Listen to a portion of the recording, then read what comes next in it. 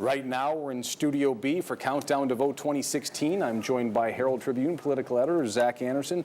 Zach, thanks for joining us, as always. Now, you attended a Donald Trump rally down in Estero, Florida, near Fort Myers, and a lot of people attended that. How did that go? It was a really energetic rally. You know, that's a deep red area down in southwest Florida.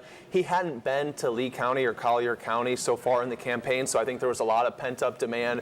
You saw the arena was completely full. They had to turn people away. A lot of energy.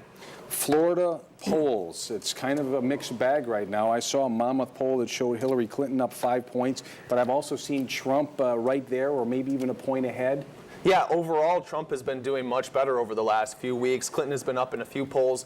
He's been up in a few polls, and you've seen them tied in a few polls. All of that is good news for Trump, but Clinton was consistently leading in most of the polls up until 2 or 3 weeks ago.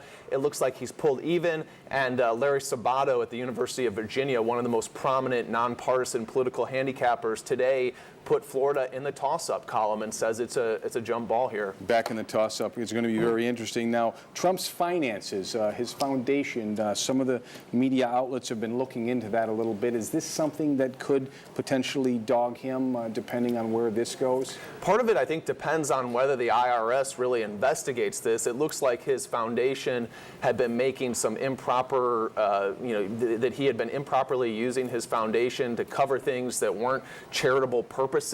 So if the IRS looks into it, it could be an issue for him. And lastly, Hillary Clinton, the transparency issue after she had pneumonia, that didn't come out.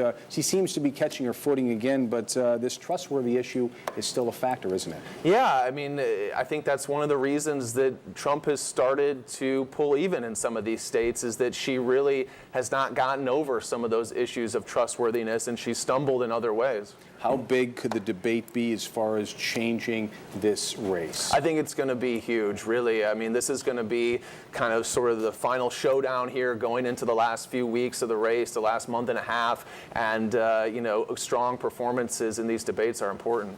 Zach, thanks so much, as always, for joining us. Thanks for having me.